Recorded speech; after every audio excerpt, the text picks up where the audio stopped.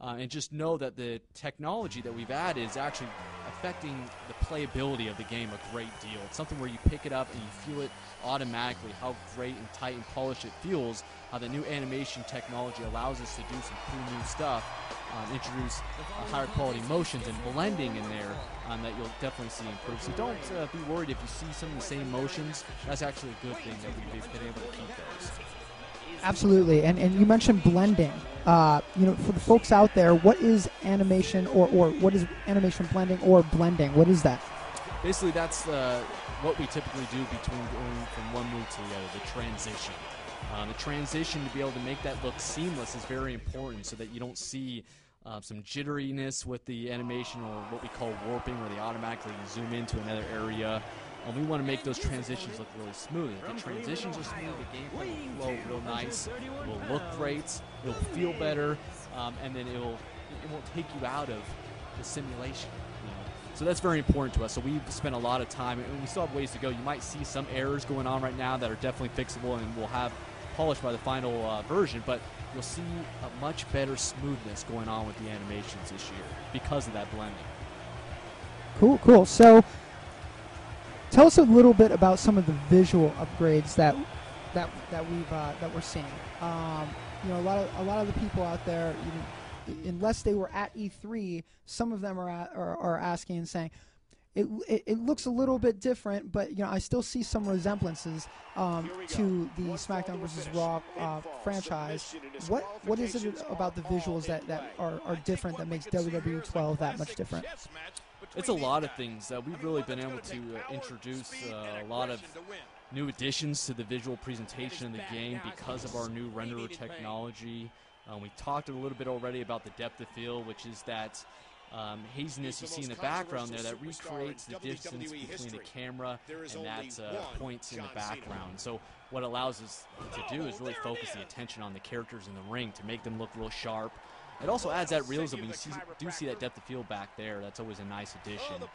Also with the character models, we've been able to introduce higher res textures on the models themselves, so we get a lot more detail in the skin. You'll see cool things like freckles or scars or things like that that bring to life that true look of the character and really brings out that detail, which is really important.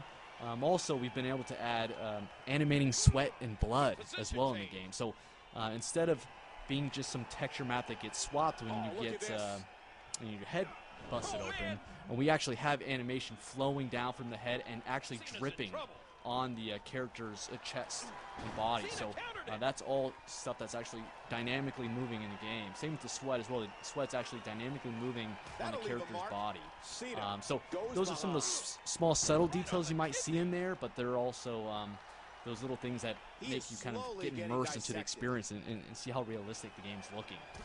Also, we've added rope and mat physics as well, so when you see these big moves going on, you see the ring completely move and shake. It feels alive. It adds a lot of kind of fury to those moves, man. They really have a big impact, whereas past games you might have seen them and they might have looked a little soft. This year, the whole ring is reacting to these moves, which really gives them some power, which is nice as well. Those are just a couple things. We really do have a lot of additions with the renderer that we're happy about. But those are some of the most noticeable ones you'll see right away. And just for the folks at home, just because WWE 12 is new and we're like issuing in the new era, we still wanted to keep that same sense of realism in the visuals as well, right? And this kind of allowed us to do that, and that was our approach all along. So yes, while WWE 12 is different, it's still the realistic visual approach is still there, right? Absolutely, yeah. We've done some really cool comparisons where we've actually taken screenshots of the game and compared them to what you see on programming, kind of a similar shot from WWE television. Boy, it's looking almost identical. It's getting really scary. We like to do that comparison just to see kind of where we're off, how we're looking good, things like that. And so that's always exciting to see how close we are to matching programming. And we still have ways to go, but we feel good about our progress so far and the potential. So we just actually saw the wake-up taunt, correct? That's a new feature. Tell us a little about that. Yeah, the wake-up taunt is pretty cool. Basically, what we can do is now you can summon your opponent off the mat when you have a finisher and you can have them kind of stumble right into your clutch to set up that big dramatic finisher moment, which is really cool. So every superstar will have a wake-up taunt ability. It's not what we traditionally call an ability in the game. Actually, we're going to give it to everyone, so there's no worry about that. I know a lot of people have been asking about that. So we definitely will make sure everyone has that. And then, it's great for setting up your finisher because we give you a lot of advantages in the game. Where basically, because you did a wake-up taunt, obviously you don't have to worry about being reversed because you have to lift up your opponent. Also, you don't have to worry about being reversed because we give you advantages such as it's harder to reverse. It's about 50% more difficult to reverse that move. That'll do some damage. Rated R Dynasty 217 says, my question is, for the move interruption, is it just where you get hit and fall, or a legit breakup in the move? Like Cena from behind. We do a break of the animation so that it looks clean and it blends nicely. So whenever, let's say, for instance, John Cena's doing an attitude adjustment, he has the guy up on his shoulders, and you come up from behind and hit it, he'll actually knock the guy off the top of his shoulders, and they'll both go to kind of a semi-groggy state. So we don't really transition to another move because that adds all these kind of complexities about does the guy have that move in his moveset and so forth, and making sure all those blend nicely. We do a nice little break animation for all those moves. Great. Oh, his body has to be broken right now. Look at the eyes of John Cena. The expression on his face here is very clear. He's in big trouble. We try to... I believe so. We try to make sure that a lot of the moves that you are doing against a standard opponent make sense. But I think we do still have some of those moves in there. I'm not 100% sure, so I'd have to double check for that question. But I believe we still have that. This has been physical. Great. So, obvious difference from before to now, we see health meters. And they're not even really health meters. What is it? Tell us what we're seeing down at the bottom of the screen, and how do you interact with it? What does it do? Yeah, absolutely. The HUD down there is your fill gauge for your finisher, and so we changed it from a momentum gauge, which we had in the past game, that actually grew and shrank depending on how well you did in a match. If you had moves done on you, you lost some momentum. If you did moves, you gained some. What we found was that wasn't very competitive because if someone's on a hot streak, they can basically force you to lose the majority of your progress towards a finisher. Now you never lose the progress that you had in there, and you can continue to store it up so that you can save your finisher. Sorry, I have Miz, and he's crawling to his ropes there. He's trying to get a rope break, reach for the ropes, got it. He's still going. So I see when you go to run, the adrenaline pops up, and tell us a little about adrenaline and what the adrenaline meter indicates.